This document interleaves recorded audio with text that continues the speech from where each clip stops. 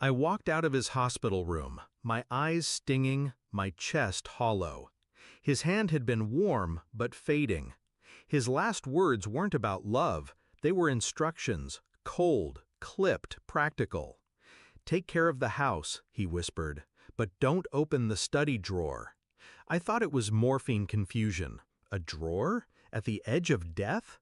Then, as I pushed through the double doors, I heard two nurses whispering at the station. "She doesn't even know, does she?" Of course not. How do you tell someone their dad had another family? My hand froze on the door handle. My body went rigid. Another family? I drove home in silence, replaying every memory. Dad teaching me how to ride a bike. Dad clapping at my graduation. Dad swearing he worked late for us. Now each image fractured. Each smile had a shadow. At home, I went straight to the study. The drawer slid open too easily, as if he had left it waiting. Inside, deeds, bank statements, photographs. A boy. My age. My father's face staring back at me through him. My brother. Hidden. And letters, dated, deliberate, to the other woman, to the other child. "You are my real family." I didn't cry. I didn't scream. I folded the papers neatly back inside. Betrayal this deep doesn't spark chaos. It sparks calculation. For a week, I moved like a ghost, but inside, gears were turning. Dad thought he had control, even from the grave. His will had already been read to me in confidence by his lawyer, everything split fairly. Meaning diluted. Meaning the hidden family would take what should have been mine. I didn't rage. I planned. Step 1, information. I learned their names, addresses, habits. The son was a lawyer, the kind who bragged online about his cases. The woman ran a small boutique, all funded by Dad's overtime. Step 2, pressure. Quietly, I started to dig. Credit reports, business filings. The boutique was in debt. The son had a pending complaint with the bar. Weaknesses everywhere. Step 3, control. I reached out to Dad's lawyer. Calm, professional. I told him I'd contest the will. But not publicly, no, I wanted silence. Discretion. What I really wanted was time. The funeral came, faces blurred through tears, but not theirs. They stood across the room, strangers bold enough to wear black. My brother smirked when our eyes met, as if he'd won. I shook his hand, held it tight, and said, "You'll be hearing from me soon." His smirk faltered. I built my plan like a chess match. First, the boutique.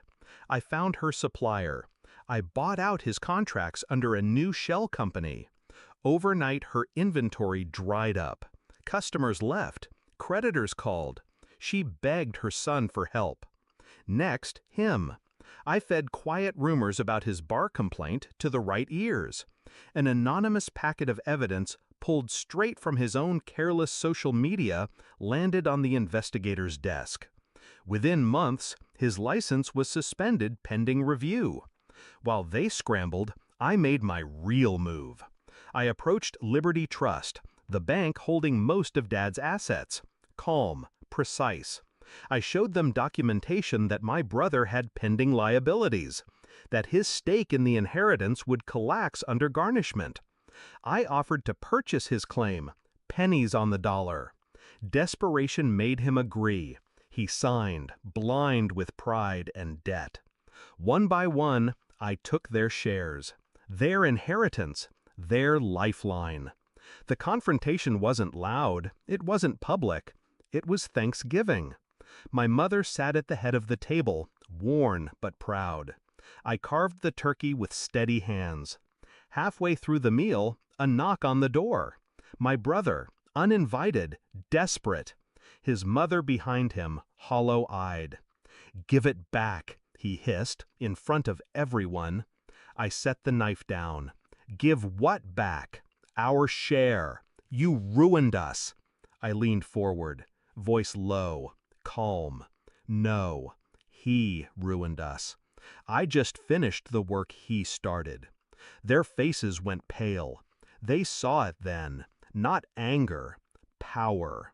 They stumbled away from the doorway. No fight left, no victory, just loss. That night, I poured myself a glass of wine and walked into the study. I opened the drawer one last time. The papers were still there, evidence of betrayal. But now they meant nothing. He had thought he could split me, weaken me, replace me. But in the end, I dismantled his secret family piece by piece. I didn't do it for revenge alone. I did it for clarity, for order, for myself. I stared at the photo of him smiling with them, my so-called brother, his mother. Then I slid it back in and locked the drawer. Some secrets don't deserve to survive the grave, and some daughters don't forgive.